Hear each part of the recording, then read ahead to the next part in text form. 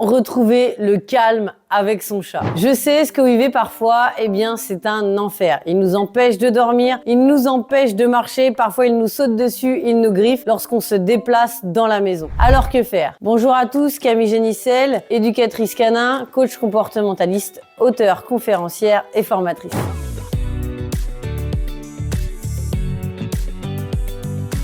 Je suis là pour vous aider à établir un rapport de confiance et d'amour avec vos animaux et surtout à mieux les comprendre. En tout cas, j'y consacre ma vie et jusque-là, j'ai aidé plusieurs milliers de familles à mieux comprendre leurs animaux. Alors aujourd'hui, comment retrouver le calme avec son chat? Eh bien tout simplement en commençant par comprendre pourquoi parfois, il a des attitudes agressives ou alors il cherche absolument à faire le bazar ou à nous réveiller la nuit. Alors, je vous rassure, c'est quelque chose de très courant. Vous n'êtes pas seul à vivre cela et je vais vous aider. Alors, le principe est donc de comprendre ce type de comportement. Et bien pour cela, il faut d'abord comprendre comment fonctionnent les chats. La première chose, c'est que les chats sont des animaux crépusculaires. C'est-à-dire qu'ils sont en forme tard le soir et tôt le matin. Lorsqu'on est en forme tard le soir et tôt le matin, eh bien, ce n'est pas pour rien. Dans la nature, tout est toujours bien fait. Et évidemment, s'il est en forme à cette heure-là, vous doutez bien qu'il y a une raison. Et la raison, c'est simplement parce que ses proies, les rongeurs et autres, sont aussi de sortie à cette heure-là dans la nature. Alors évidemment, pour lui,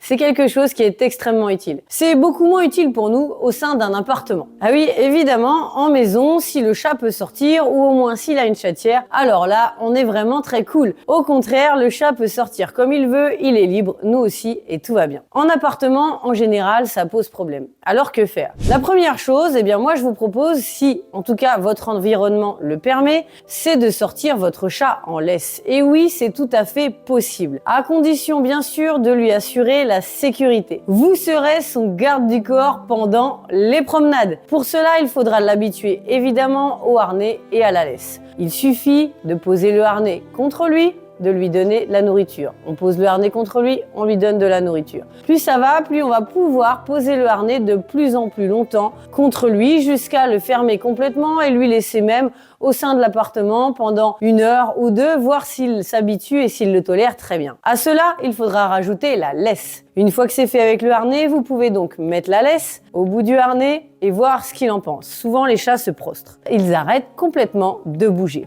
Dans ce cas-là, il suffit tout simplement d'attendre un petit peu. Et pareil, on associe la laisse à quelque chose de positif avec une récompense alimentaire. Ceci dit, la laisse au bout d'un moment sera très vite acceptée lorsqu'il aura compris que cela lui permet d'aller dehors. Mais attention, il faut procéder par étapes. Comment ça? Eh bien tout simplement, il suffit d'ouvrir la porte de votre appartement et de le laisser sortir seulement s'il en a envie. Vous êtes derrière lui avec le harnais et la laisse. C'est tout. Et vous allez voir qu'il fera des allers-retours pour revenir se mettre en sécurité dans l'appartement, puis aller un peu plus loin et ainsi de suite. En quelque sorte, il faudrait laisser votre appartement ouvert le temps de faire ses allers-retours pour qu'il voit qu'à tout moment, il peut revenir en sécurité dans l'appartement. Pour eux, c'est extrêmement important. Rappelons que les chats sont aussi des proies et risquent vraiment de l'agression vis-à-vis des chiens. Donc il faut toujours faire attention et procéder par étapes et en tout cas le suivre. Il a besoin de prendre son temps, alors on va prendre notre temps aussi. Une fois dehors, il faut bien se l'avouer, c'est pas aussi intéressant qu'avec un chien. C'est votre chat qui va vous promener. Alors vous allez le suivre un maximum, tout en faisant en sorte de vous faire oublier. En effet, si vous êtes juste derrière votre chat, qu'il voit un rongeur, qu'il est prêt à bondir, qu'il se fait patte de velours et que vous arrivez boum boum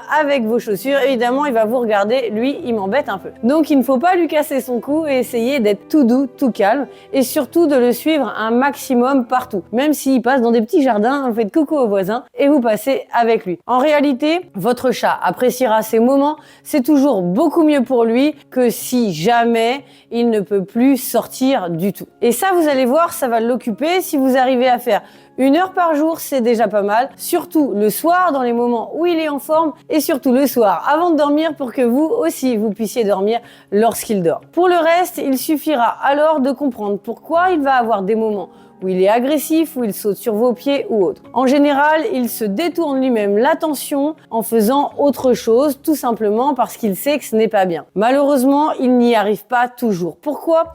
Parce que courir après des pieds ou chasser des pieds, c'est toujours mieux que pas chasser du tout. Ce sont souvent les chats qui manquent de sortie. Alors dans ce cas-là, il faut respecter ses besoins, essayer de les combler et surtout, pourquoi pas, de détourner son attention grâce à des jeux, une boule de papier d'aluminium ou autre. Maintenant, il y a d'autres possibilités. Il suffit aussi de nous-mêmes nous détourner notre attention. Et oui, on parle souvent des animaux, mais et l'humain pendant ce temps-là, qu'est-ce qu'il fait ? Eh bien l'humain, lui, souvent il intervient quand il ne faut pas trop intervenir. Le chat, s'il fait ses griffes à ce moment-là, par exemple sur le canapé, et que l'on intervient pour lui dire non, arrête, ou on le pousse, ou on le remet sur un autre arbre à chat ou autre, eh bien à ce moment-là, on lui donne de l'attention. Si vous donnez de l'attention à un chat qui s'ennuie, ça valide son comportement. Ça va le renforcer, ça va l'encourager et il risque de recommencer. Vous allez me dire, oui, mais comment on fait pour le punir ? Eh bien, en fait, il ne faut pas punir. Je sais, on est dans une société vraiment qui renforce toute la punition lorsque l'on fait une bêtise. Mais en réalité, ça ne sert absolument à rien. Ça se saurait, on aurait tous des comportements parfaits, les enfants, les animaux, tout le monde. On sait bien que ce n'est pas le cas. Ce qu'il faut faire, c'est tout simplement ne pas lui donner d'attention. Alors je sais que c'est difficile, surtout s'il est en train de griffer votre canapé. Mais il vaut mieux qu'il griffe un petit peu votre canapé une fois, 2 secondes, plutôt que si vous renforcez ce comportement-là, où là vous allez courir après ces griffades durant des jours, voire durant des semaines. Alors si vous le voyez faire un comportement une fois, surtout n'y portez pas attention. Cela ne sert à rien d'intervenir aussitôt. On trouvera des solutions si vraiment le comportement persiste et si ça signifie autre chose. Mais si le comportement n'a lieu qu'au tout début, vous risquez de l'encourager et c'est justement ce qui fera que le comportement persistera aussi à ce moment-là.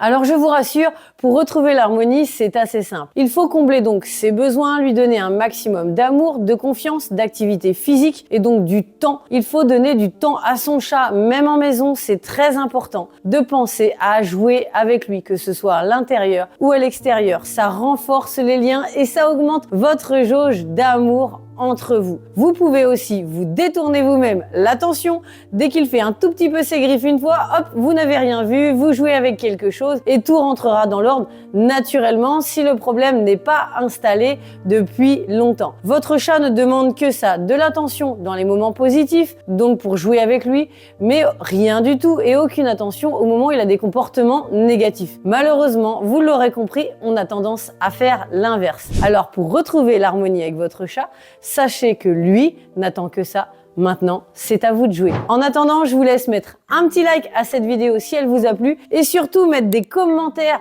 Vos problèmes de comportement ou votre relation avec vos chats m'intéressent énormément. Et c'est vraiment ce que je veux lire. Je lis tous les commentaires. Si vous voulez plus de conseils, pensez à appuyer sur la petite cloche et à vous abonner à la chaîne. Et surtout, à prendre votre petit cadeau qui vous attend dans la description.